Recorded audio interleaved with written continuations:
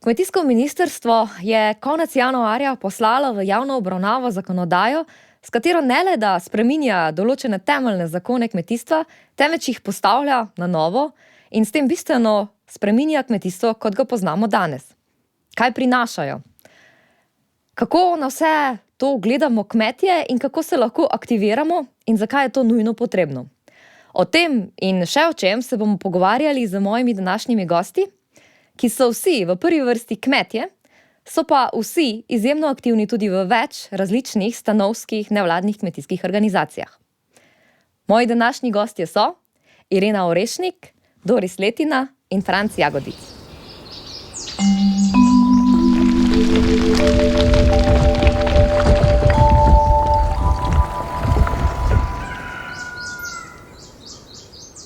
Dobili smo zeleno luč, tako da vas lahko vse še uradno lepo pozdravim v 5. epizodi podcasta Rast.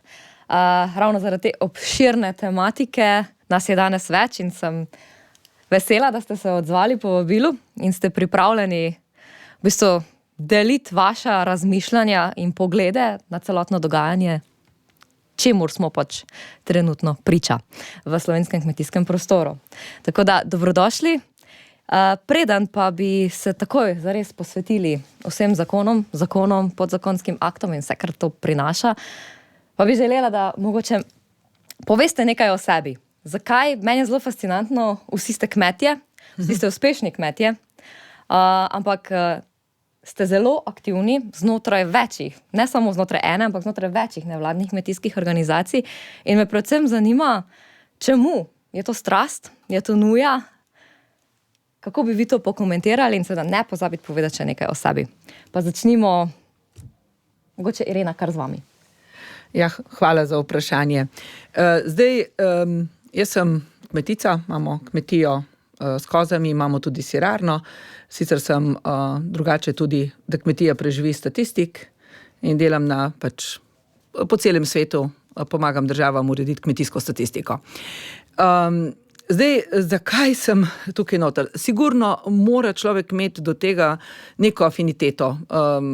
Ne bom mogoče rekla strast, ampak začelo se je pa pravzaprav iz nuje. Ko smo mi začeli kmetijo iz nič in potem tudi sirarno iz nič, to je bilo še pred vstopom v Evropsko unijo, je nekako nič ni bilo jasno, če pa smo želeli kaj urediti, je bilo vedno odgovor, da je tako v Evropski uniji. Je pa res, da smo mi takrat že daljnega leta 1928 ustanovili Združenje kmečkih sirarjev, kjer smo pa v bistvu takoj začeli delati tudi s tujino in mi smo videli, da v tujini so pa stvari drugače, čeprav so v Evropski uniji, zato smo nekako ugotovili, da nam ni druge pomoči, kot da začnemo sami študirati zakonodajo, ki je bila takrat še vse v angleščini in takrat so nekateri računali, da mi tega ne bomo preštudirali in so nas stalno odpravljali s tem, ja, v Evropski uniji je tako in v bistvu s tem, ko smo zadeve preštudirali in potem prišli z primeri na plano in v bistvu z argumenti, potem so se stvari začele postopno urejati, trajalo sicer zelo, zelo dolgo, vsaj 10 let, da so se pogoji vzpostavili, da so lahko sirarne začele nastajati, ampak to je bil, bom rekla, nuja in pravzaprav način, da smo se takrat obdržali. Danes je pa pač kot hribovski kmet pa je tisto, kar se dogaja, da na deklarativni ravni vsi podpirajo hribovskega kmeta, vsi so za njega, vsi se zavedajo njegove vloge in pomena. Ko pa pridemo do politike oziroma tiste, ki bi ga morala podpirati, zelo konkretno, tam pa se stvari ustavijo in tudi o tem dokazujejo tudi podatki, zato sem se mogoče v teh letih še spustila še v to, da poskušamo ohraniti hribovsko kmetijstvo, ker sicer se nam bom rekla, v prvi vrsti se nam bo vse zarastlo, v drugi vrsti pa hribovske kmetije so še vedno zelo, zelo pomemben faktor, kar se tiče pridelave mesa in mleka. Nekaj zelo dobrih istočnickih. Verjamem, da Franc lahko nadaljuješ. Ja, jaz pa prihajam iz Šentjurja, dejansko kmetujem sam že na tej kmetiji naši od malih nog. Sicer vmes po študiju sem bil zaposlen izven kmetije nekje dobrih 10 let. Potem ti pa ostane neka strast do vsega skupaj, še nekaj drugega, kot pa samo tisto kmetijstvo, da sem se pač ukvarjal s to politiko oziroma zakonodajo, kakorkoli gledano, ki pa je posneje iz tiste strasti ali pa iz neke želje prišla pa čisto dejansko, tako si prej vprašala, v potrebo, ki jo moramo kmetje dejansko zdaj sami zagovarjati, sami iskati, sami urejati. Imamo sicer stanovske organizacije, določene delajo v redu, marsikje je tudi potrebna bistveno kakšna sprememba, napredek, tudi pogled z druge strani.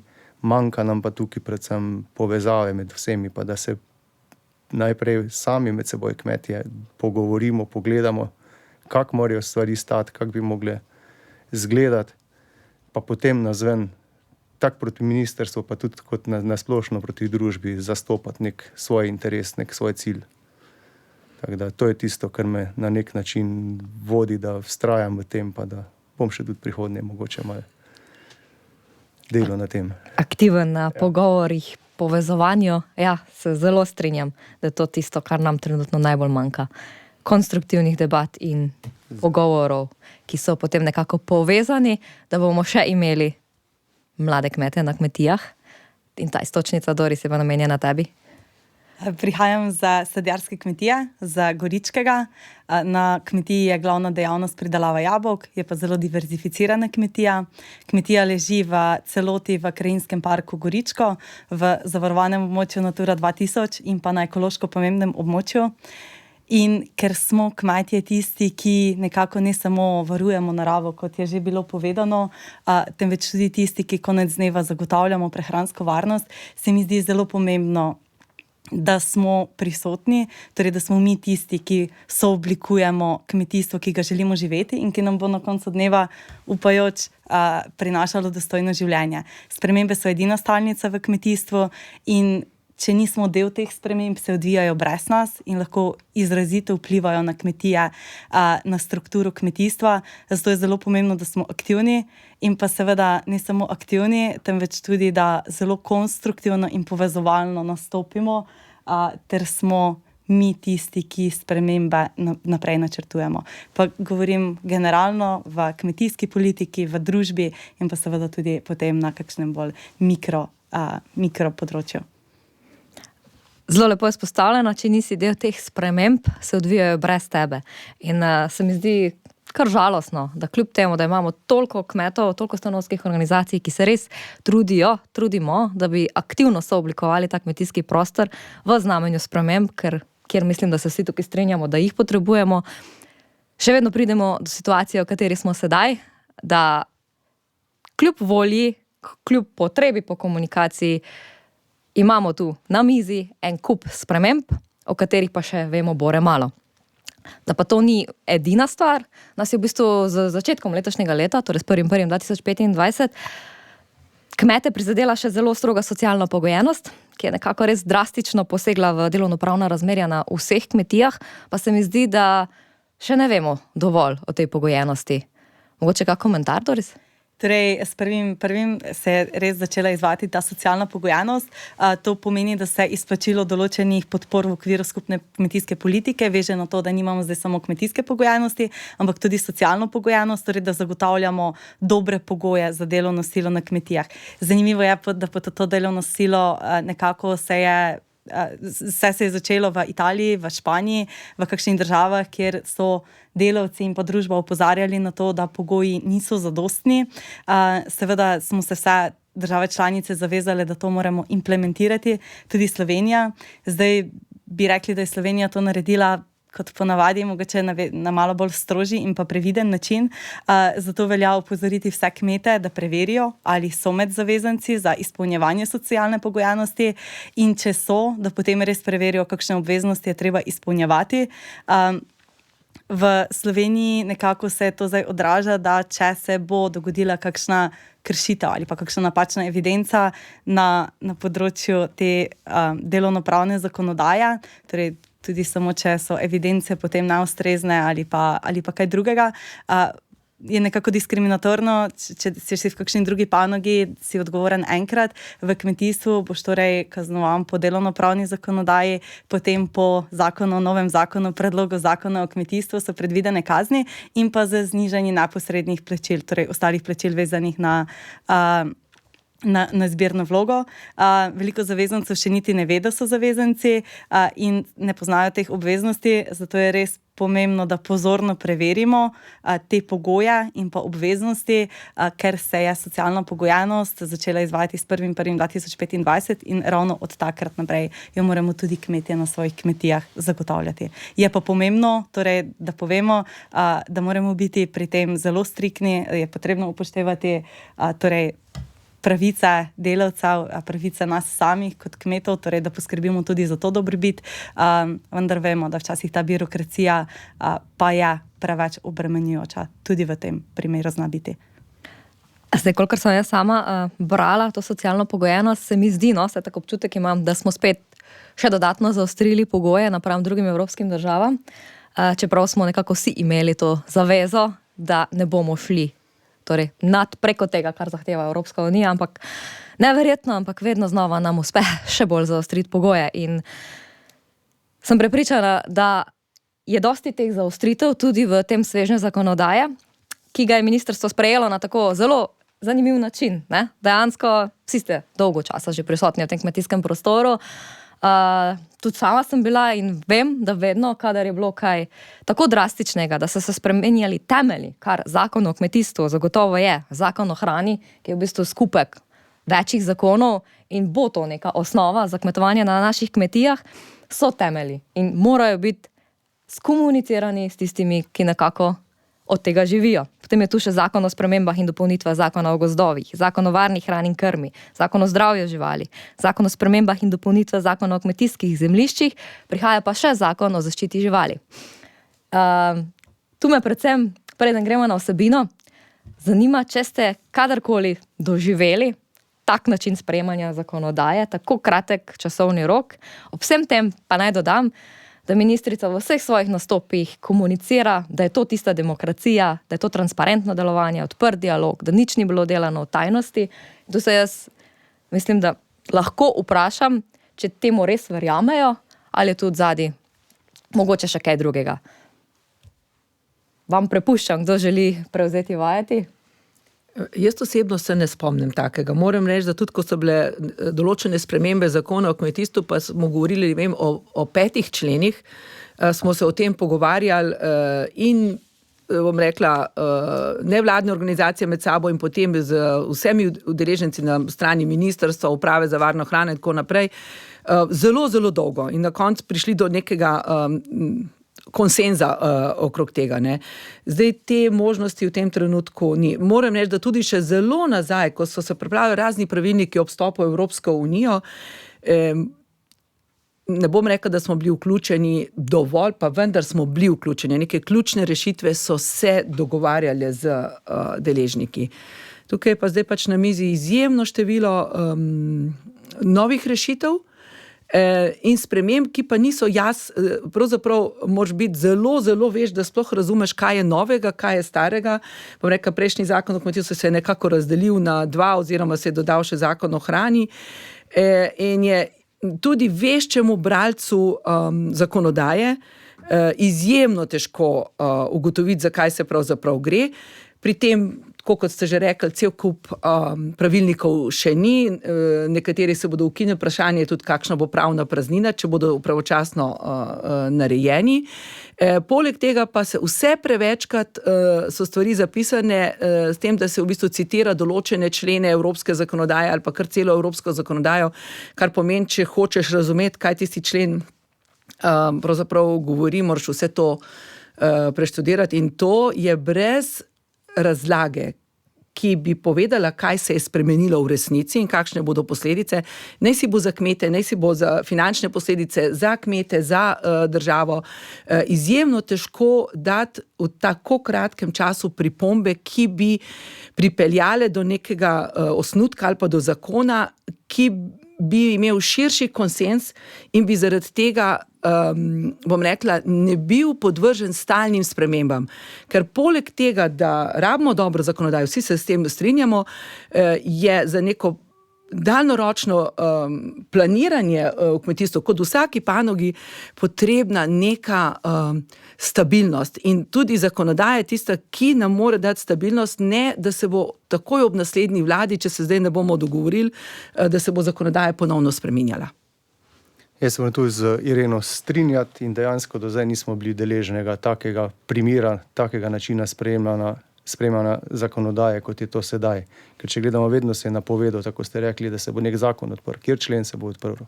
So bile sklicane delovne skupine, smo stvari predebatirali, šli skozi, pripravili skupaj nekaj izhodišča in se je potem spisal zakon, ki je šel kasneje v javno obravnavo, ko so bile že stvari na nek način dorečene, vsaj v grobem. Zdaj tukaj se tudi pogreša dejansko analiza stanja, na podlagi katerih analiz so bile te zakonske spremembe predlagane.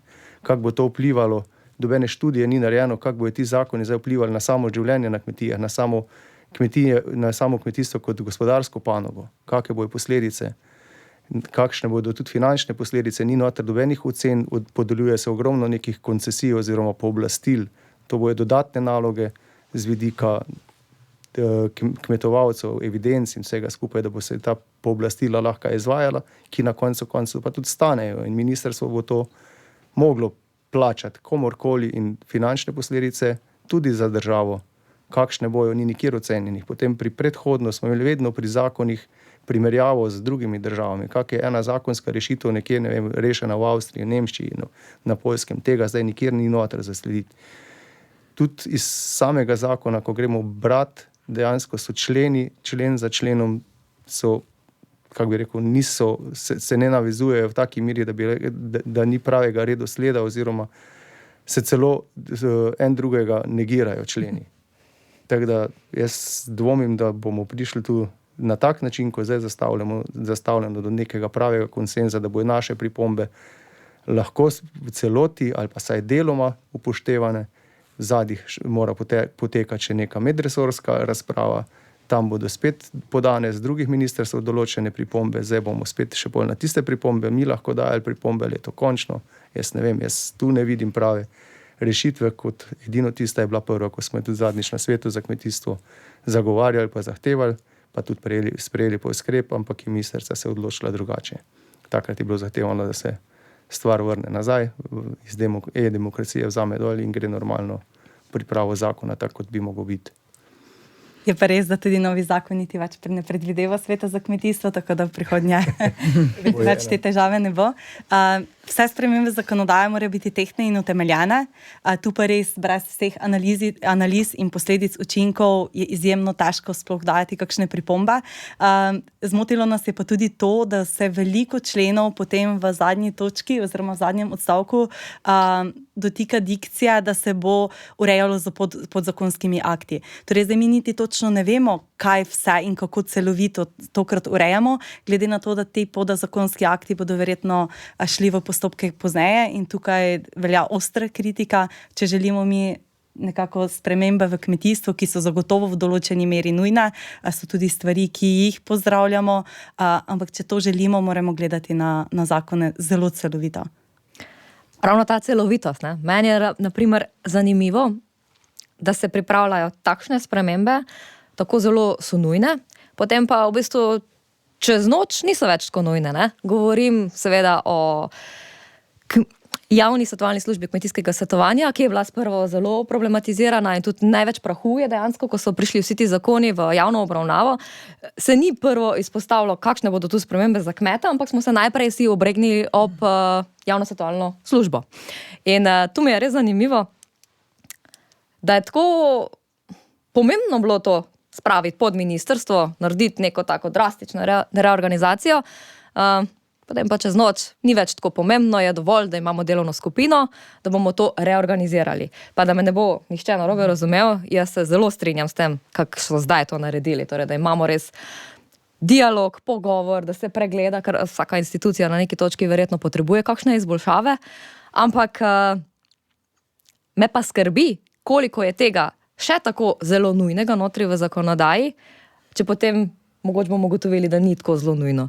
Plus, mislim, da je bil notri še člen, ki je dejansko, oziroma je bila navedba, da bomo kmetje se mogli, vse tisti, ki smo malo više, v rangirani po tej novi razdelitvi, upisati v poslovni register in to je spet korenito obrnilo kmetijstvo na glavo, ampak so potem dejali, da je to bila napaka, da tega ne bi smelo biti na to zakonodaji. Koliko je še teh napak? Ali sploh kdo na ministrstvu ve, kaj piše v vseh zakonih, ali je to več različnih ljudi pisalo in so spravili skupaj in dali v javno obravnavo? Vem, veliko sem nanizala, ampak bi mogoče... Pa je bila napaka.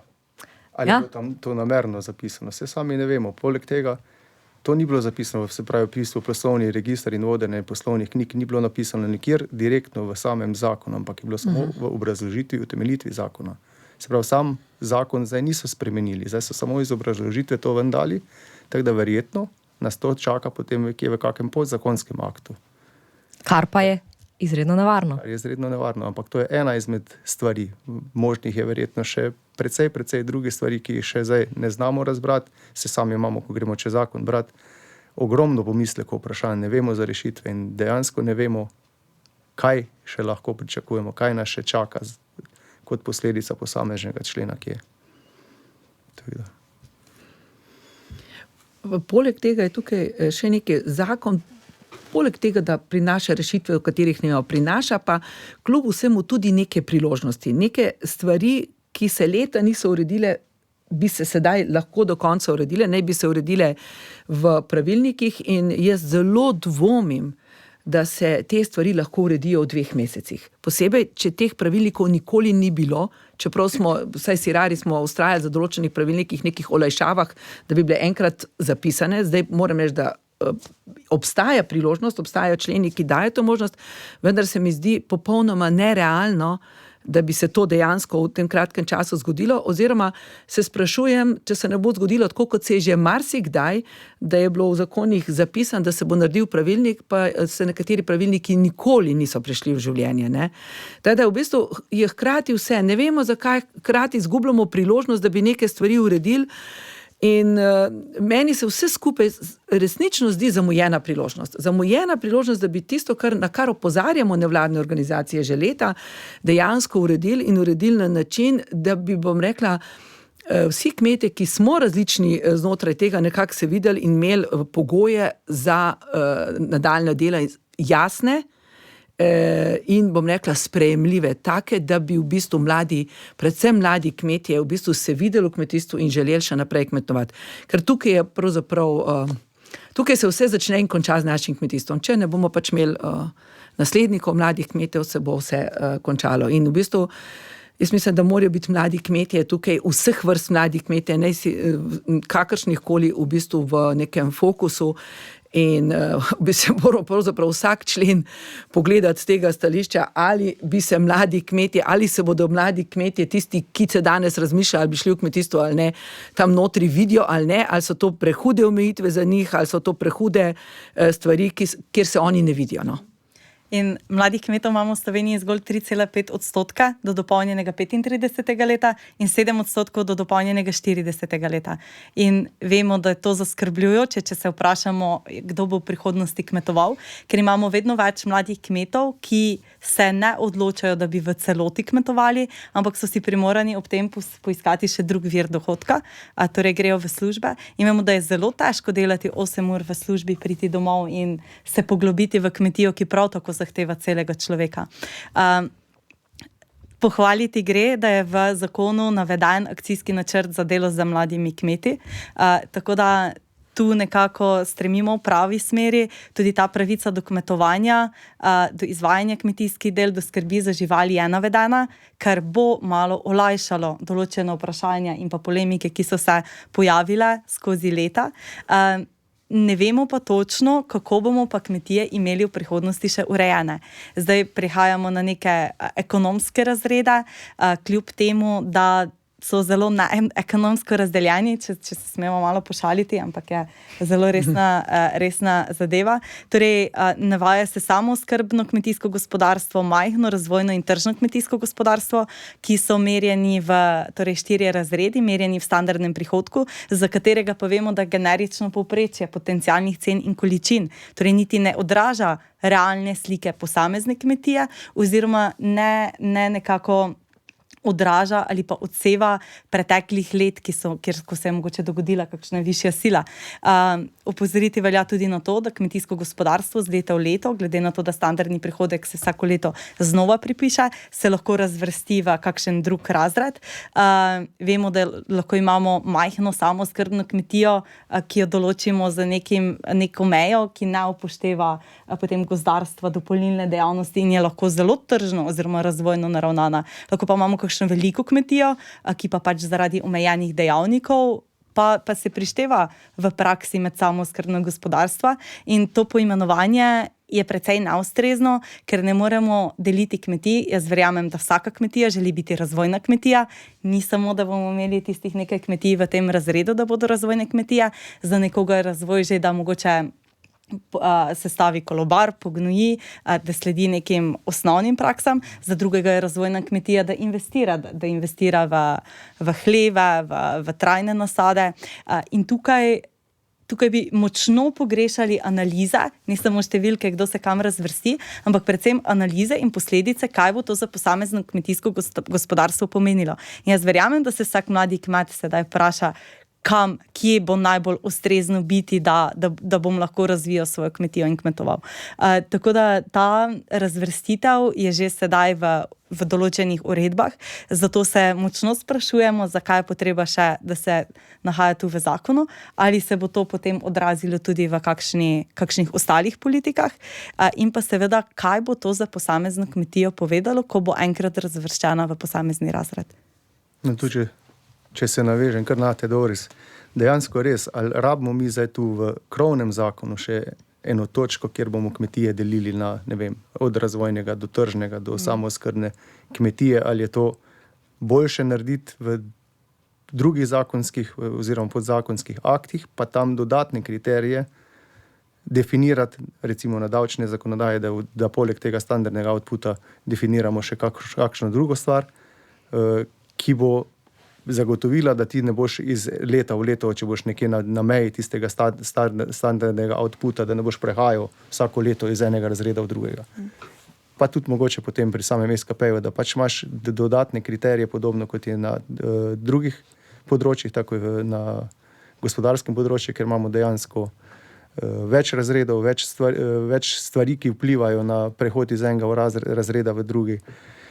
In ne vem, če je smiselno, da delimo že v osnovi kmetije na 4 ali pa ne vem, na 5 stvari tukaj v krovnem zakonu, na drugi strani pa ne govorimo niti o aktivnem kmetu, kjerega smo čez cel SKP ali pa čez zadnjih 10 let se zelo trudili, da bi ga definirali, kakorkoli pa ga nismo. Ne govorimo v tem zakonu o družinski kmetiji, ki je dejansko osnovna celica slovenskega kmetijstva, slovenskega podeželja nasploh.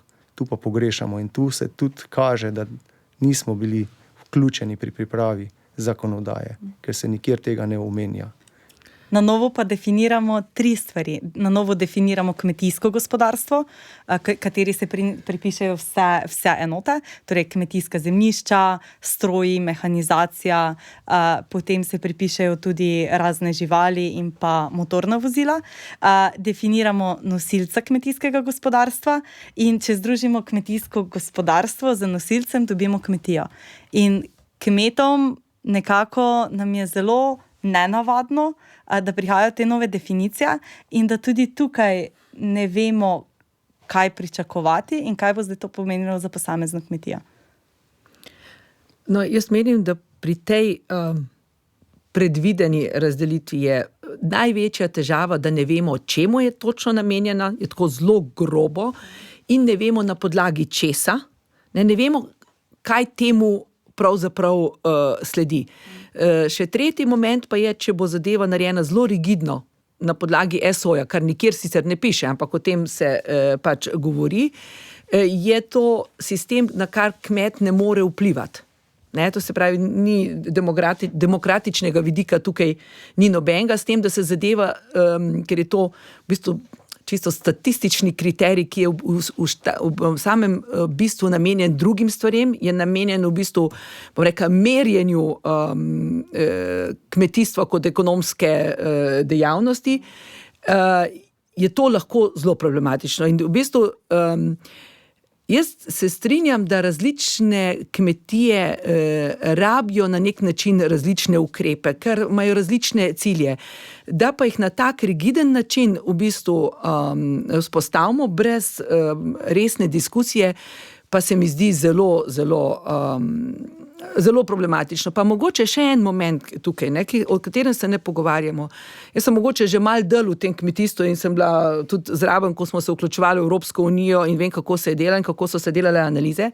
Jaz izjemno pogrešam tukaj stroko. Predvsem mislim tukaj na agrarno ekonomijo. Jaz ne razumem več, ali se oni ne želijo vključevati, ali jih ne vključujejo, ampak vse stvari, ne sem pri tem zakonu, tudi pri uredbah, katere smo stalno, ničesar ni več narejeno na nekih res dobrih analizah. Nimamo neke strategije, nimamo analiz, nimamo argumentov. Še posebej pa je pomembno to, da tako kot da se nam zdaj pri teh zakonih dogaja enako, kot se nam dogaja tudi, kadar obravnavamo določene uredbe, da nam razlagajo, da so oni naredili analize. Da so analize, ampak mi do teh analiz ne pridemo. Jaz težko verjamem, da te analize so. Predvsem si pa težko predstavljam, ministrstvo ima sicer veliko podatkov na razpolago, ampak si težko predstavljam, da imajo uradniki ministrstva znanje in čas, ker rabiš oboje, da bi te podatke lahko ovrednotili na način, da bi prišli do nekih, bom rekla, konec koncev v tem kontekstu opredelitev kmetij ali pa potreb kmetij na osnovi resnih argumentov, ki bi bili preverljivi. Zaenkrat jaz tega občutka nimam in zdi se mi, da je izjemna škoda, da praktično te zadeve ministrstvo in na konec koncev tudi mi nevladne tako rekoč rešujemo brez stroke, brez nekih resnih preverb podatkov, pa tudi mogoče brez nekih resnih anket, analiz, ki bi upoštevali kmeta. Mi ničesar kmeta ne vprašamo. Mi ga vprašamo, koliko je pridelal in tako naprej, ampak nikoli ga ne vpraša, kako pa si vi predstavljate vašo kmetijo. Kaj pa mislite, v kakšno smer bi želeli iti? Mi v bistvu nekaj na pamet razmišljamo, kaj bi neka vrsta kmetij želela, ampak mi teh podatkov nimamo. In kljub temu, da svetovalna služba je tista, ki veliko o tem ve, je v bistvu bila vsaj v teh letih, jaz zadnja leta, ker sem vključena, veliko premalo vključena. Predvsem premalo vključena v smislu tega, da bi podala vsem skupaj neko relevantno informacijo iz terena, kaj se v resnici dogaja, kako kmetje razmišljajo. Oni so tisti prvi, ki s kmetom govorijo, vejo in nekako razumejo, zakaj se ne javljajo na razpise, zakaj ne morajo uspeti na razpisih, kje imajo težavo, zakaj se mladi ne odločajo. Mislim, mi, bom rekla, tudi pred 20 leti in več, ko smo se vključevali v Evropsko unijo, je bilo tudi veliko več teh tako imenovanih socioekonomskih študij, ker pri nas je pač kmetijstvo tudi v veliki meri socialna kategorija, kakorkoli vzamemo, recimo tudi teh študij praktično ni ali pa v njih nič ne vemo, oziroma predvsem nimamo občutka, da bi se te pri planiranju politike, kar vse to je, upoštevale. Pa ne smemo pozabiti, da to govorimo o temeljih. To je zakon o kmetijstvu, torej naša Biblija, če bi tako rekli. Odpira se pa še druga Biblija, zakon o hrani. Ja, Doris, bi še? Pridati podatke, preden gremo naprej. Ampak zdaj bomo mi te podatke pa uzakonili za zakonom o kmetijstvu, kjer dobivamo kar nekaj novih evidenc in novih zbiranj podatkov. Torej, merili bomo toplogredne pline, potem dobimo trajnost kmetijskih gospodarstev, kjer je napisano, da bo ta mreža nekako orodje za pomoč pri upravljanju kmetijskih gospodarstev. Kar je zelo čudno, saj zakon o kmetijstvu nekako ne more neposredno upravljati s kmetijskimi gospodarstvi, če tudi.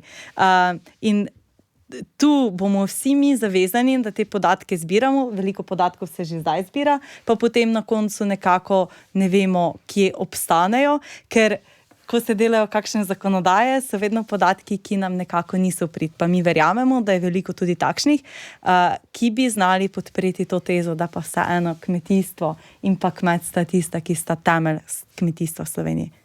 Ja, čeprav vse te odločitve kažejo, da očitno ni temu tako, ker če bi temu bilo tako, bi se prvo, tako kot je Irena lepo rekla, vprašalo kmeta, tako pa imamo ne tisto nič o kmetu brez kmeta, vse o kmetu brez kmeta bi lahko rekli. Točno tako se kmetje zdaj počutimo in se mi zdi to tako, tudi izkaz nekega nespoštovanja do nas, da se niti ne da predloga zakona, ampak dejansko so se vložili zakoni in mi zdaj to samo komentiramo.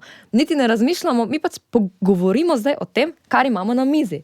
Ne govorimo, a so mogoče še kakšne druge opcije, ki so boljše od tega, kar je sedaj na mizi. Zaradi tega, ker pač imamo to, kar imamo. Pa bi vseeno, da bomo nekako lahko zaobkrožili, pa prišli še čez ostalih 5 zakonov, malo začela zdaj, razen če menite, da je še kaj tako bistvenega, kar moramo izpostaviti pri zakonu o kmetijstvu. Definitivno je še veliko stvari. Ja. Ampak čas omejitev, tako kot pri javni razpravi, tudi je tukaj. Mi ga bomo tako kot javno razpravo še podaljšali, pa naredili še kak podcast na to temo. Zdaj bo mogoče res. Zakon o hrani je zelo povezan z zakonom o varni hrani in krmi. In tu, Irena, vem, da ste se vi kar poglobili in v bistvu ugotovili že nekaj teh točk, ki najbolj bodajo, če smemo tako reči. Ja, hvala. Zdaj, tako kot sem rekla, tudi tukaj imamo težavo, ker nimamo podzakonskih aktov in nekih definicij in je zelo težko določene zadeve razumeti. Ne? So pa neke bistvene spremembe. Recimo imamo spremembo definicije lokalnega trga, ki je celo v zakonu o varni hrani drugačna kot o zakonu o hrani. Ne, tako da tukaj tudi ne vemo točno, kje se bo ta uporabljala, vendar ta lahko potegne za sabo kar zelo pomembne spremembe. Jaz sicer poznam bolj segment sirarstva, ne, to bi lahko potegnilo za sabo za tiste, ki so danes samo registrirani in so danes lahko delovali na celotnem trgu Slovenije, recimo to omejitev in jih lahko, če hočejo delovati na način, kot danes prisili, da bojo mogli iti v odobritve, kar samo po sebi ni narobe, ampak prav je, da o tem nekaj vemo. Ne, zdaj, zelo so bile napovedane neke, bom rekla, pomembne rešitve, kar se tiče obcestne prodaje, ne. Pa se mi zdi, da tukaj nismo nič kaj posebnega rešila, ne. Rešitev, ki bi šla naproti slovenskemu kmetu, bi bila, da bi bila ta dovoljena izključno za slovenske kmetijske pridelke, ne da v bistvu lahko je tukaj, kar se tiče uvoza, pa teh izdelkov še vedno vse odprto. Zdaj, mogoče, kar se tiče zakonov, moram pa reči, da je tukaj kar nekaj dobrih nastavkov, ki jih moramo poskusiti izkoristiti, pa mislim, da jih bomo težko v to kratkem času. Poleg tega se mi zdi dobro v tem, da so neke stvari, ki so bile zdaj pač po vseh različnih zakonih, da so zdaj v nekem sklopu. To se pravi, moramo priznati, da so tudi neke pozitivne stvari, ampak žal imamo premalo časa, da bi to lahko vse ovrednotili. Zdaj, kar se tiče zakona o hrani, tudi tam je viden dosti pozitivnih stvari, ne. Naj si bo, kar se tiče področja odpadne hrane, to se pravi dolžnosti, da te velike trgovine dajo hrano, da se porabi, da se ne meče stran. Mislim, tukaj se mi zdijo zelo pomembni premiki.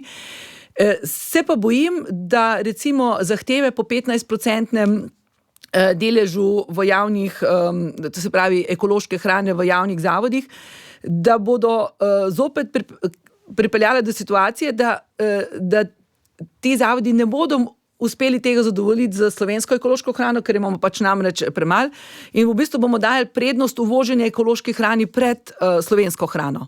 Ne? Poleg tega recimo je vzpostavljena noter, se mi zdi kot nekaj zelo, in je tudi izpostavljena na vseh teh novinarskih kot novost, nova shema živalim prijazna reja, ne, ki je zelo všečna in v bistvu načeloma ni tukaj težave. Težava pa se pojavi, kadar je odzadej za tem pravzaprav certificiranje ne, in kjer se lahko človek odloča, ali gre v to certificiranje ali ne gre v to certificiranje, in v bistvu zelo lahko pride do občutka v javnosti, da tisti, ki nima tega na svoji deklaraciji, ne, da on pa nima živalim prijazno rejo. V resnici pa lahko samo pomeni, da se ne želi ukvarjati z dodatnimi papirji in z vsem in se ne želi certificirati. Mislim, te stvari so nekako mogoče mišljenje v pravo smer, ampak nedomišljanje, in bi bilo treba tukaj dejansko se usesti in več okrog tega reči. No. Zdaj, tisto, kar bom rekla, pa sirari zdaj tukaj že stalno pogrešamo, ne, je, da bi se vključevali v inšpekcijski nadzor tisti, ki kaj več vedo tudi o tehnologiji. Pa je še vedno, tako kot je bilo že v preteklem zakonu zapisano, da so lahko inšpektori za varno hrano, v smislu, kar se tiče živil živalskega izvora, izključno veterinarji. Ne, mi menimo, da bi se tukaj morali vključiti tudi živilski tehnologi, da bi se zadeva morala razširiti zato, ker si mi vsi želimo tudi, jaz mislim, da mora sistem vedno varovati potrošnika, ampak mora varovati tudi nosilca dejavnosti. In v bistvu z boljšim nadzorom, z bolj, bom rekla,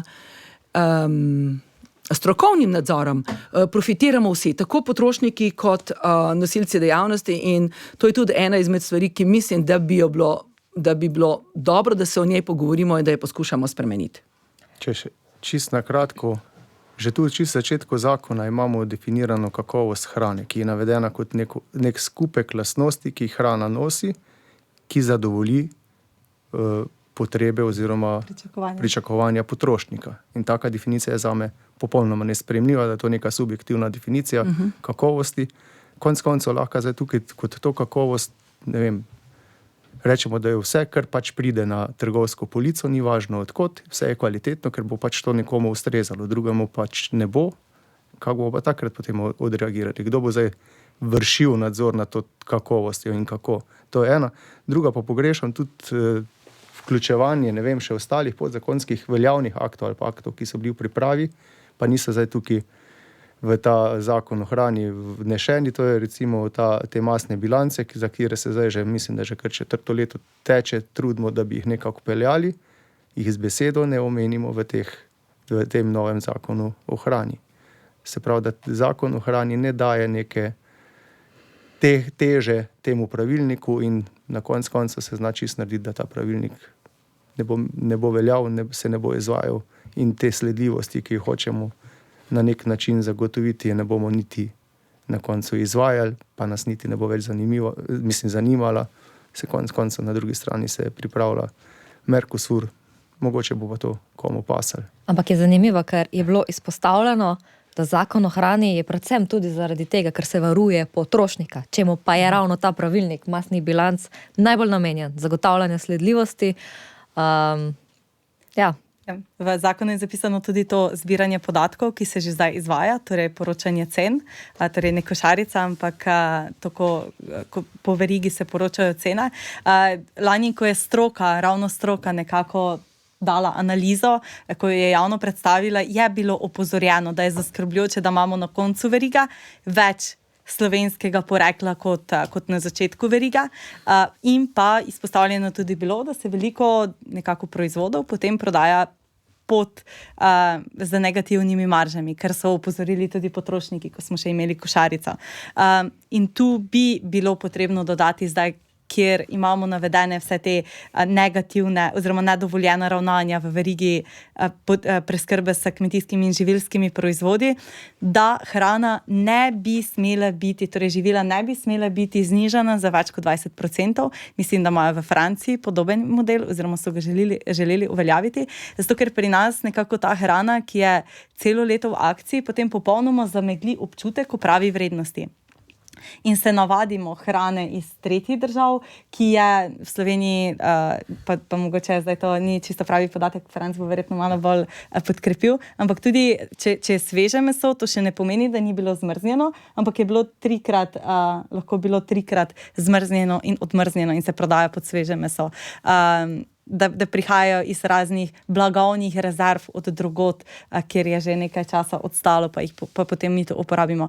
In če mi želimo to kakovostno hrano, ki jo z zakonom, ki smo ga zagotovo potrebovali, uvajamo oziroma želimo približati nam tudi kot potrošniku in slovenskemu potrošniku, bomo morali informirati na preverjen način tudi potrošnika in zapisati tako, da potem ta nedovoljena ravnanja ne bodo dovoljena. Zdaj tu je predvsem v odnosu med dvema subjektoma, torej pri teh pogodbah. V zakonu pa tudi bolj jasno nekatere stvari definirati. Kot zanimivo, v zakonu je kar 97krat zapisano lahko. In to, da se nekatere stvari lahko definirajo potem za podzakonskimi akti, pravilniki, spet odpirajo preširok prostor, da bi lahko stvari, ki so bile izpostavljene, urejali. Definitivno smo zakon potrebovali, ampak zakon mora biti pisan na način, da na eni strani potrošniku zagotovi varno hrano in pa seveda, da zaščiti tudi domačega proizvajalca, kmeta, da ne bomo na koncu, če bo Mercosur, torej trgovinski sporazum za Južno Ameriko podpisan, da ne bomo potem ne vedeli, katero je slovensko in katero je iz uvoza. Tu pri tem zakonu pa nekako veliko vprašanje, še to, kar je Irena že na začetku povedala, torej ponovno se definira lokalni trg v zakonu o hrani na način, da je to celotno območje Republike Slovenije, medtem ko če pa gremo zdaj na zakon o varni hrani in krmi, pa je lokalni trg za manjše količine živil območje, ki ni oddaljeno več kot 100 km od mesta proizvodnje oziroma predelave živil in leži v Republiki Sloveniji. Torej mi, za kakšnih bolj obrobnih krajev, za Goričkega, imamo 100-kilometrsko mejo in vemo, da pravi trg v Sloveniji, če želiš ti malo prodajo, je zahodni del, je predvsem Ljubljana z okolico. Torej že to diskriminiranje kmeta in pa kmeta, ki si želi ustvariti svojo dodano vrednost, ki jo cel čas spodbujamo, v vseh strategijah imamo napisano kratke verige, tu pa smo nekako to pozabili. In za nas je nesprejemljivo, da diskriminiramo glede na lokacijo kmetijskega gospodarstva, kje bo on lahko oziroma kje ne bo moral prodajati. Res je, da potem ni nikjer točno navedeno, na kaj vse se to veže, še enkrat, ampak tega smo zdaj že navajeni iz ostalih zakonov. Bi pa vse tu pričakovali, ker vemo, da lokalno pa se potem veže tudi na javne zavode, na kakšne manjše tržnice. In mi bi najprej morali razrešiti ta odprta vprašanja in šele na to pravilno zapisati, da ne bomo pisali na škodo tistega, ki ga pa želimo tako rekoč zaščititi. Mogoče tukaj še ena zadeva, ne? V zvezi s to definicijo je navedeno v predgovoru zakona, da je to bilo narejeno, ker se Evropska komisija ni strinjala s tem, da je lahko Slovenija celotni trg. Jaz kljub vsemu pričakujem od, bom rekla, ministrstva, od vseh, ki so tukaj udeleženi, da bo našla način in znala pojasniti, zakaj je Sloveniji pomembno, da Slovenija ostane kot lokalni trg. Da bo znala pojasniti, kakšna je težava za nekoga z Goričkega, ki v bistvu edini resen trg ima v Ljubljani, enako za nekoga z Bovca, ne? Kako imamo mi v bistvu težavo in podpiramo ta obrobna mejna območja, potem jih pa z eno definicijo pravzaprav in bom rekla, postavimo v zelo neenakopraven položaj z nekom, recimo kot mi, ki živimo blizu Ljubljane. Ne, mi nimamo nobene težave, ker smo blizu Ljubljane. Doris pa ima težavo, pa nekdo iz Bovca tudi ima težavo, pa nekdo iz Bohinja tudi ima težavo. Ne, ker kakorkoli obrnemo, v Sloveniji je tisti pomemben trg, posebej za, bom rekla, proizvode višjega cenovnega razreda, kar pa v bistvu naši kmetijski proizvodi si želimo, da bi bili zaradi tega, ker z nizkimi cenami ne moremo preživeti, ne, je daleč najpomembnejši trg Ljubljana. In tisti, ki v bistvu se mu na ta način omeji dostop do tega trga, je v bistvu v neenakopravnem položaju z ostalimi, ki ta dostop imajo. Čisto kot dodatek, imamo tudi sejme. To pomeni dejansko tudi, da sejem Agran bo imel dejansko ne vemo, samo kaj tiste. pomeni. Ja. To je naša največja kritika, da mi ne vemo, kaj to pomeni. Je pa zelo nevarno, da nekaj zapišemo, ker vemo, da ko je enkrat zapisano, se zelo težko spremeni. In ko smo ravno pri tem ne vemo, imam še eno izmed mnogih odprtih vprašanj, ki se pa tičejo ravno dopolnilnih dejavnosti, ker se mi zdi to, kar se razglabljamo, ta lokalni trg, ves ta čas, odkar imamo državo Slovenijo, se spodbuja kmete, da odpirajo dopolnilne dejavnosti, da grejo malo prodajo, da delajo končne izdelke, ker govorimo o tem, da priložnost za slovenskega kmeta je butična prodaja, torej dodana vrednost je v izdelkih. In zelo zanimivo mi je, ker tu not mi ni čisto jasno, na kak način se omejujejo oziroma spreminjajo dopolnilne dejavnosti. Ker določeni členi jih umeščajo, oziroma saj po mojem branju te zakonodaje dopuščam, da se tu motim, da bi šli pod strožji tržni inšpektorat, nekje je zapisano, da je lahko tako kot je sedaj, torej nosilec in član kmetije, nosilec dopolnilne dejavnosti, spet drugi člen to je kontradiktoren temu. Krovni člen je kontradiktoren. Tako, torej Doris, kako bi ti nekako komentirala področje dopolnilnih dejavnosti, Irena, mogoče vi? No, jaz moram reči, da so dopolnilne dejavnosti v Sloveniji zelo konfuzno urejene. Predvsem so zelo neurejene v davčnem smislu, ne? In so v bistvu, bom rekla, kmetje, ki opravljajo dopolnilne dejavnosti v Sloveniji, so v neenakopravnem položaju z kmeti v sosednjih državah, na primer v Italiji in Avstriji. Namreč, v sosednjih državah se dopolnilne dejavnosti, ki so vezane na proizvode kmetije, ki so pridelane na kmetiji in potem predelane. To so praktično proizvodi, ki so potem tudi navedeni v tako imenovani prilogi 1 sporazuma z Evropsko unijo, ki se potem uporablja tudi za recimo to, kar smo se prej pogovarjali, kdo zapade v to socialno pogojenost, a ne. Tam so te dejavnosti štete v kmetijstvo, torej ni potrebna dodatna davčna registracija. In kar se tiče obdavčitve, je obdavčen tako kot kmetija. Naj si bo po katastru, pač kakorkoli se odloči, ne. Kar potegne izjemno veliko stvari za sabo, predvsem v birokratskem smislu. In to je mogoče ena izmed ovir, zakaj se Sloveniji kako bi rekla, manj odločamo oziroma se celo zmanjšuje število dopolnilnih dejavnosti. Ker je to povezano z administracijo in z stroški.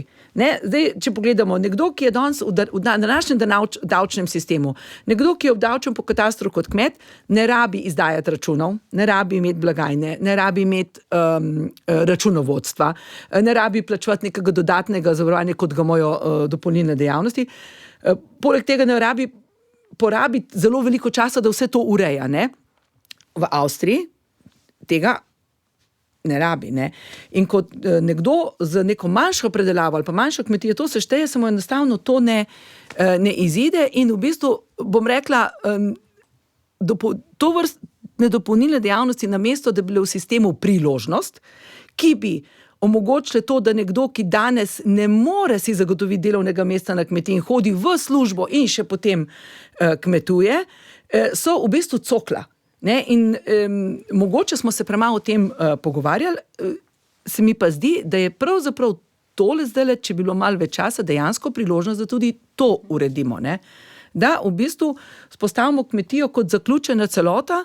Jaz ne govorim tukaj o tem, ko nekdo predeluje od drugega, kupuje od drugega in tako naprej, ali pa dejavnosti, ki niso vezane na tisto, kar kmetija predeluje, ampak če na enem koncu v bistvu upoštevamo, kaj je kmetijski proizvod, ne, in ga lahko tudi kaznujemo z zmanjšanimi subvencijami, če tam ne upošteva delovne zakonodaje, je prav, da mu tudi na drugem koncu omogočimo, da se to šteje kot kmetijstvo.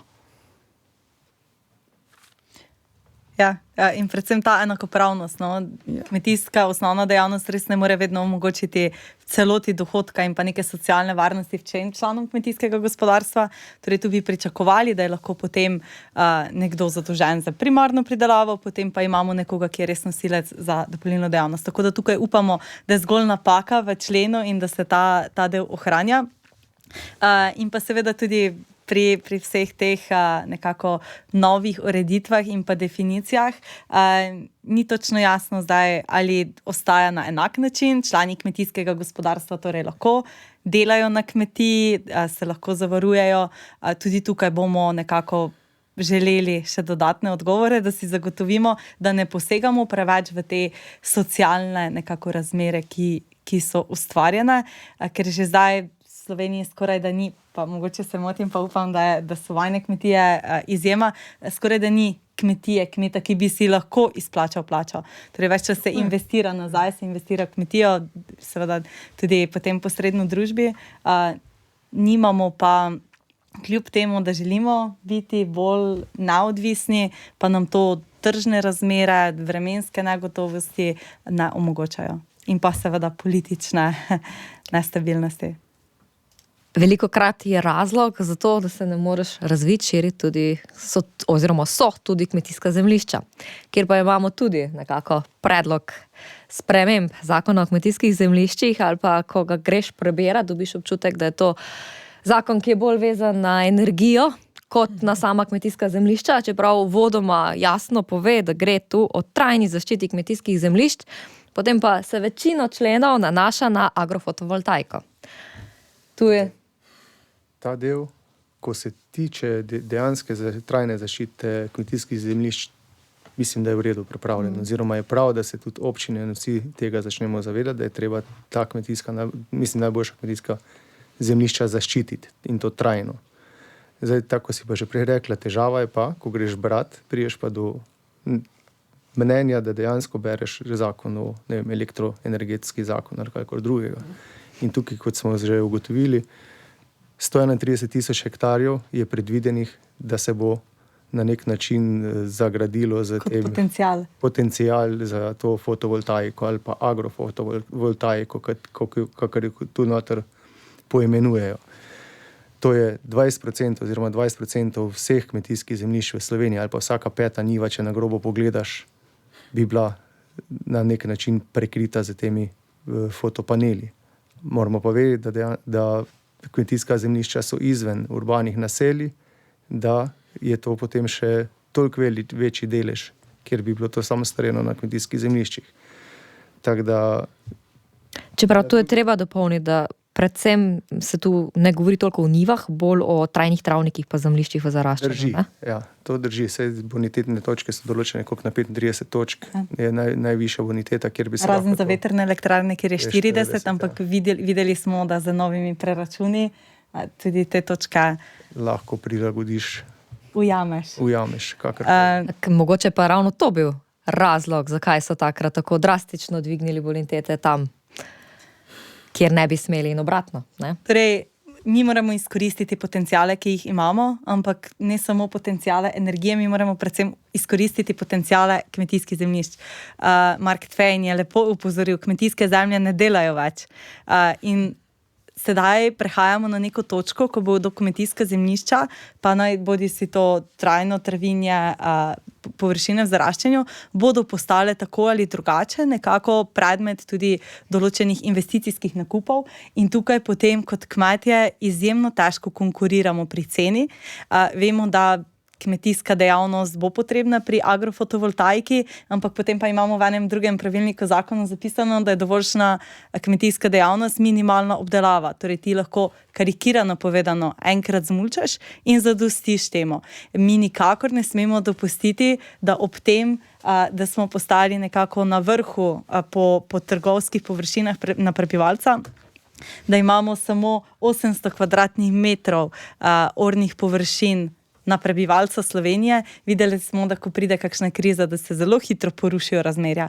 Torej, mi moramo zaščititi ta kmetijska zemljišča tudi na način, da bodo potem pozneje še uporabna. Mi si jih ne lastimo, mi smo si jih sposodili, smo jih dobili v upravljanje od prejšnjih generacij, smo si jih sposodili od prihodnjih, kot marsikdaj pove kak mladi kmet za kmetijo, ampak pridelava v tleh mora biti tisto, na čemer baziramo. Verjamemo, da so nove tehnologije, da so raziskave, ne moremo pa tega sprejeti v zakonu, ob tem, da ni bil v Sloveniji izveden še prav noben pilotni projekt. Sicer jih zakon predvideva in dovoljuje, ampak gre vsakršnih omejitev. In to je za kmeta nedopustno. Torej 131,000, pa piše vsaj 131,000. Torej, to ni niti neka zgornja omejitev. Torej, mi moramo zaščititi kmetijska zemljišča, ker ne rastejo. Kmetijska zemljišča so in moramo res trajno in trajnostno gospodariti z njimi. Jaz bi tukaj mogoče Doris popravila ali pa dodala, ne da se bodo kupovala ta zemljišča. Ta zemljišča se že pospešeno kupujejo strani raznih podjetij in ljudi, ki niso kmetje, ki so izven kmetijstva, so si pa na neki točki pridobili statuse kmeta. Jaz moram reči, na našem področju praktično ne moramo več kupiti nobene zemlje, tudi če je želimo, ker so noter. In pravzaprav, ko zdaj razmišljam, ker mi ni bilo logično, zakaj kupujejo tudi taka zemljišča, ki so že ali v zaraščanju ali pa slaba, ko pogledam ta zakon, pa postanejo stvari veliko bolj jasne, ker to so hkrati tudi ljudje in firme, ki imajo denar, ki ga lahko investirajo v to vrstne investicije, kar pa ni investicija v kmetijstvo. Tukaj so v bistvu čisto drugi razlogi, in mislim, da tukaj ne moramo govoriti o špekulacijah. Špekulativni nakupi so narejeni, ampak očitno z zelo določenim razlogom, ki jih bo ta zakon pravzaprav zdaj nagradil in pokril. Ne? Pri tem pa mi vemo, že če se nekaj zaraste, da se zmanjša biodiverziteta. Mi smo zadnjih ne vem koliko let zdaj stalno poslušali o tem, da kmetje vplivamo na to, da se zmanjšuje biodiverziteta in tako naprej. Zdaj problem je bilo, če se je zaraslo, in seveda je problem, recimo, če pogledamo trajno travinje, občutljivo trajno travinje, zdaj kar naenkrat, pa točno te površine, ki so na nek način bilo zdaj trajno travinje, pa brez težav v bistvu postavimo gor fotovoltaiko in naenkrat se nič več ne sekiramo o biodiverziteti, ki se definitivno spremeni. Tam je osončenje osvetlitev drugača, temperaturni režim je drugačen, kar pomeni, da se zelo spremeni. To je v bistvu eno veliko sprenevedanje, Sprenevedanje, ki pa očitno, glede na to, kar se dogaja, ker te zemljišča se kupujejo po celi Sloveniji, špekulativno od različnih firm in to ljudi, ki imajo veliko denarja, mislim, da so stvari zelo, bom rekla, na nek način že dorečene na nekem koncu. In že sedaj kmetje, ki imajo izkušnje, ravno podobne, kot je Irena opisala, povejo, da so to ni par 100 evrov za najemnino na hektar, ampak to se giblje krepko više od 1000 oziroma še enkrat toliko evrov. Spodbujamo to, da se fotovoltaika in agrofotovoltaika postavi na strehe, torej da se izkoristi že pozidane površine, rastlinjake. To, da pa brez vsakršnih raziskav je pa nedopustno sprejeti. Vemo, da v preteklosti smo se že dosti pogovarjali, oziroma v medijih je bilo zaslediti vetrne elektrarne. Zdaj, vetrne elektrarne so tudi tu dopuščajo do bonitete 40 bonitetnih točk, kar niti ni tako zelo malo. In vetrne elektrarne, ki so za dobo življenja mogoče res sliši zelo naravi prijazno, ujamemo veter, ga pretvorimo v energijo in potem lahko upravljamo. Ampak je treba poudariti, da so to zelo obremenjujoče, tudi z vidika teh potrebnih infrastrukturnih poti, morajo biti zelo utrjene, se prilagoditi, tudi za te, ne samo za postavitev, ampak potem tudi za kakšne servise. Potrebno je odstraniti vse bariere, seveda na koncu tudi tukaj se spremeni neka mikroklima in pa na koncu dneva tudi potem se je vprašati, kaj se s tem zgodi po koncu. Jaz mislim, zagotovo je zeleni prehod potreben, ampak bomo vsi mi mogli razmisliti, da je zeleni prehod tudi to, da porabimo manj energije in da se obnašamo racionalno. Torej, da je zeleni prehod ni samo to, da postavimo vetrno-sončno elektrarno, ampak je zeleni prehod tudi in predvsem to, trajnostno kmetijstvo, da podpremo lokalnega kmeta, torej ne samo v radiju 100 km, ampak znotraj Slovenije, in da poskušamo ta ogljični odtis zmanjšati na tak način. Torej, evolucija, ne revolucija. Zdaj, ko to poslušam, pač ne morem mimo dejstva, da je teh dvojnih standardov v kmetijstvu vedno več. Niso samo pri hrani, ko na eni strani podpiramo Mercosur, na drugi strani si želimo lokalno hrano, ki jo potem omejimo na 100 km.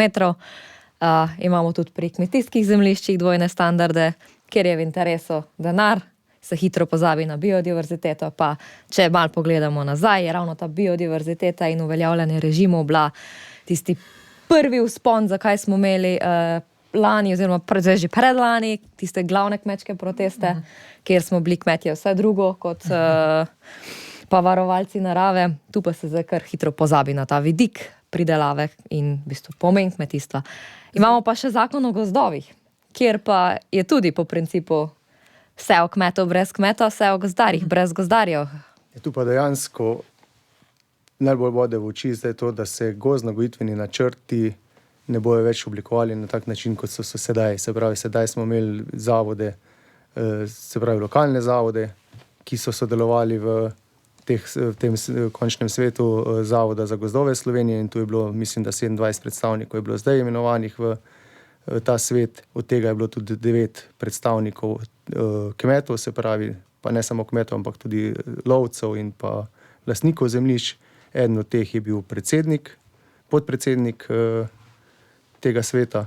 Sedaj se pa to spreminja in se prenaša vse skupaj na Zavod za gozdove Slovenije in tam bo imenovani zdaj v ta organ samo še 9 članov. Od tega pa naj bi bil samo eden predstavnik lastnikov gozdov, se pravi ponovno isti sistem, vse o kmetu brez kmeta. In pa centralizacija. Centralizacija, popolna centralizacija, vse se seli na en sedež in vse se dirigira potem iz enega naslova, iz ene inštitucije, kar je povsem nesprejemljivo. Potem imamo tu še, oziroma se pravčujem, ker grem kar naprej, ampak malo smo časovno omejeni.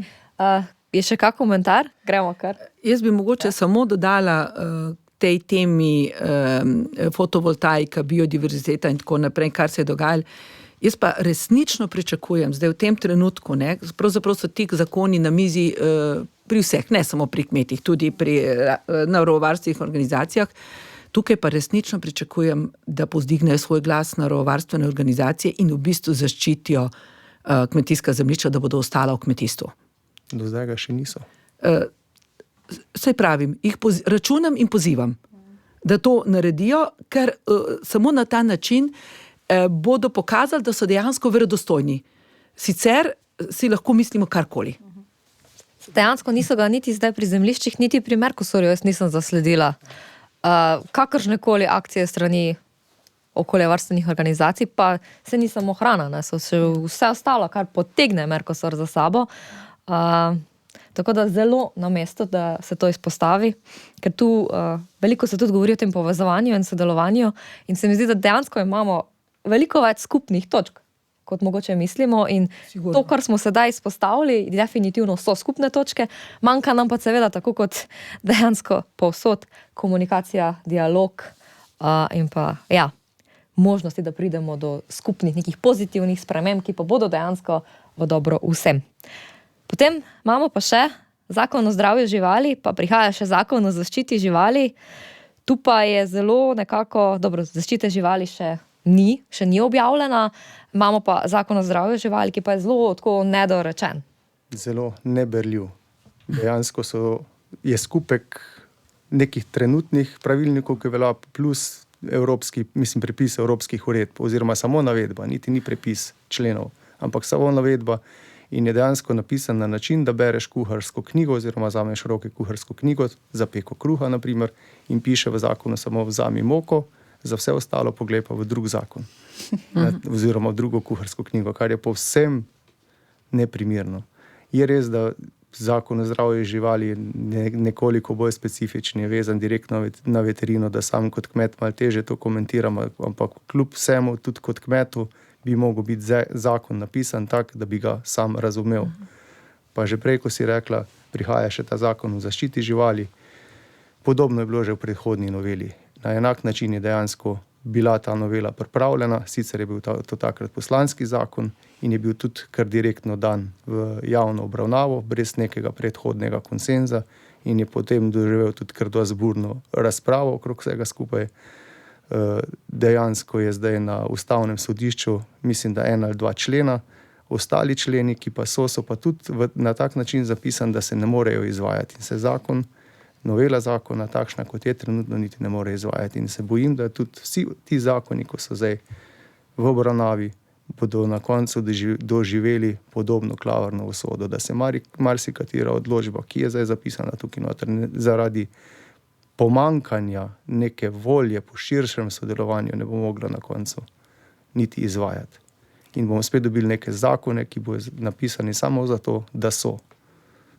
Da naredimo par kljukic. Ja. Na seznamu določenih ljudi. Kaj pa se potem z nami, z našimi kmetijami dogodi, je pa potem druga zgodba.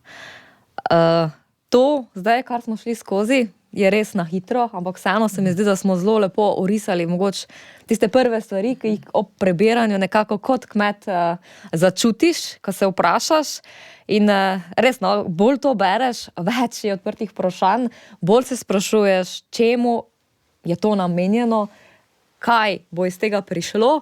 In kar pa meni ves čas odzvanja, je pa zakaj je potrebno tako hiteti.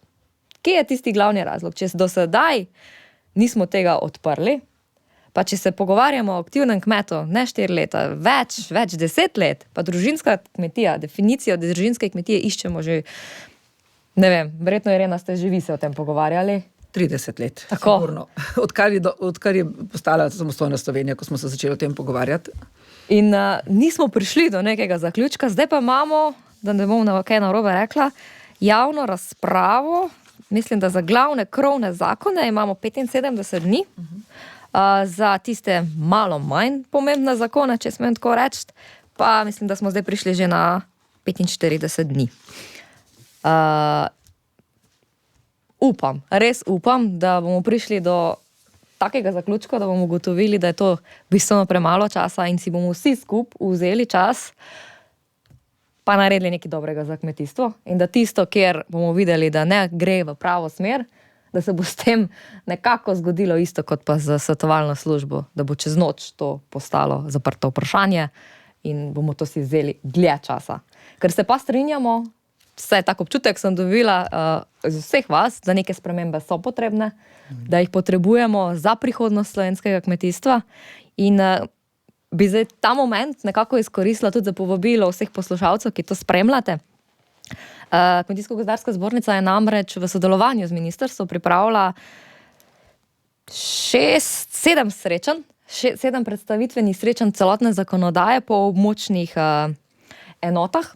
In dejansko to prva bo že to sredo, torej 12.2. na območju Kopra in Nove Gorice. Potem pač vse do 21.2. bodo te predstavitve in seveda tudi razprave, ker bomo slišali tako pogled ministrstva kot pogled kmetov. Vas res vabim, da si vzamete čas, preberete to zakonodajo, ker vsak jo nekako drugače vidi. Vsak vidi tisto v njej, kar mogoče se njega bolj tiče.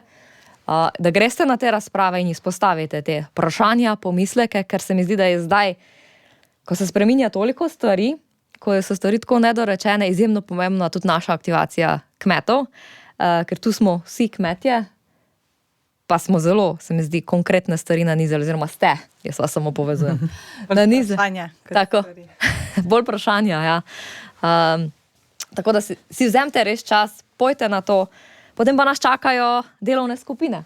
20. februarja se pa začnejo delovne skupine za vse te zakone, kjer se bodo, upam, da se bodo našli odgovori na vsa ta vprašanja, ki smo jih mi danes izpostavili, in da bomo videli, kaj bo iz tega nastalo.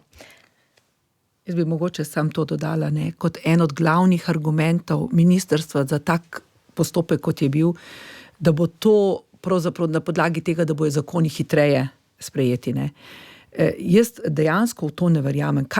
Torej, lahko bodo hitreje sprejete samo v primeru, če ministrstvo praktično ne bo upoštevalo naših pripomb ali pa jih bo v zelo manjši meri. Če pa se bo resno poglobilo zdaj v tem času in dejansko tudi upoštevalo naše pripombe, tam, kjer bo prišlo do konsenza, bo pa veliko vprašanje, kakšen je smisel, da je bil en zakon v javni obravnavi, v resnici bo pa prišlo do, bom rekla, lahko zelo drugačnega zakona, če bo posluh. In to po pravici povedano verjetno pomeni, da bomo morali še enkrat v javno razpravo, kar pomeni, da ta argument, da bo zato prišlo hitreje do sprejema zakona, ni prav na mestu. Se pravi, razen če se predvideva, da kakšnih velikih sprememb ne bo, ne glede na to, kaj bo, bom rekla, zainteresirana javnost okrog tega rekla. Če lahko kar kot dejstvo oziroma potrditev tega, kar ste zdaj rekli, je tudi ta terminski plan, ki ga je dalo ministrstvo za javno razpravo ven in je dejansko za vsak zakon predvidene. So 4 razprave po 2 ure v 14 dneh oziroma v 3. To je zdaj govora o delovnih skupinah. Delovnih skupinah, ko jih je ministrstvo razpisalo, se pravi 2 ure v 4-krat zapored razprave. In jaz mislim, da v tako kratkem času niti zakona takšnega kot je ne moremo celega predelati. In se bojim, da bo na koncu tisto, kar je ministrica sama rekla, da noče politične neke razprave oziroma političnega privdiha pri teh zakonih, ravno politični privdih, da bojo ti zakoni sprejeti, obveljala na koncu. Mi bi vsaj toliko časa potrebovali, da bi preučili vse podatke in pa analize učinkov. Je pa seveda tu še zaskrbljujoče dejstvo, ki ga je ministrstvo predstavilo, da hkrati s to javno razpravo poteka že tudi medresorsko usklajevanje. Torej, kako verjeti, da se bo ta postopek zaustavil in da bo to res pred poletjem pospravljeno ta zakonodajni sveženj. Je pa tu še kmet, ki pa potem bo moral vse te zakone izvajati in upoštevati. In tukaj bo nekako nastopila največja težava, zato ker že nam je informacij veliko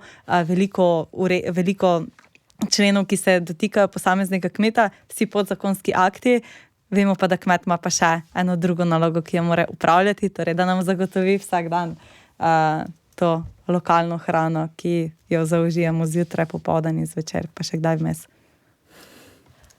Jaz sem vas želela na tem mestu povabiti k zaključnim mislim, ampak ste že kar nekaj nanizali, pa vseeno, preden čisto zaključimo, še mogoče kaj pozitivnega, ker verjamem, da v takih časih potrebujemo pozitivo, da se lahko soočimo z vsem tem.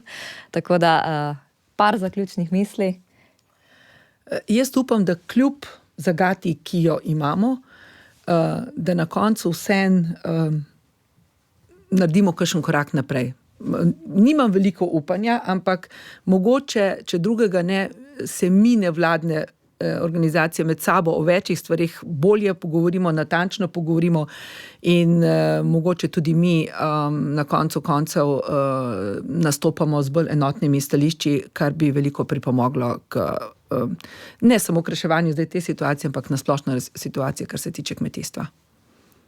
No, če lahko, ker nadaljujem, dejansko nevladne organizacije so tukaj bolj ali manj vse, ki delujejo na področju kmetijstva, pokazale kar veliko vnemo oziroma zanimanje, da se ti zakoni ustrezno pripravijo, da bojo res zakonske rešitve take, ko bojo dobre za kmeta, ko bojo dobre za uporabnika. In jaz upam, da bomo res v prvi vrsti se znali tu kmetje, vse nevladne organizacije s področja kmetijstva povezati, zavzeti svoje stališče, enako stališče, ali pa se dogovoriti, kaj je tisto stališče, kjer nas bo na nek način povezovalo, pa nas pripeljalo do tega rezultata, pa da na koncu tudi ministrstvo končno razbere od nas, kaj mi želimo in da vstavijo to norijo, pa sprejmejo to zakonodajo na tak način, ki bo dober za vse. Ne samo za kmeta, ampak tudi za potrošnika. Je pa pomemben prav vsak izmed nas, vsak lahko nekaj stori, doprinese, torej vsak kmet in pa vsak deležnik tej verigi. Predvsem pa si ja želim, da bomo znali uporabiti zdravo kmečko pamet, ki se je uspela ohraniti skozi desetletja, stoletja, tisočletja in da bomo znali to zdravo kmečko pamet seveda uporabiti in ohraniti še naprej. In ravno ta zdrava kmečka pamet je tista, oziroma tista, ki jo simbolizira sejalec, ki ga je zelo lepo omenila tudi naša ministrica z eno lepo mislijo, ki jo bom jaz sedaj samo malo parafrazirala in upam, da nas bo ta misel res povezala. No? Sejalec nas povezuje, naj tudi razprava o kmetijstvu postane povezovalna in naj obrodi sadove. Hvala lepa, da ste bili moji današnji gostje. Jaz sem skoraj 100% prepričana, da to ni bila naša zadnja debata, da jih bomo letos imeli še kar nekaj, ker več kot očitno nas čaka pester začetek pomladi. Hvala. Hvala. Z veseljem. Hvala za povabilo. Thank you.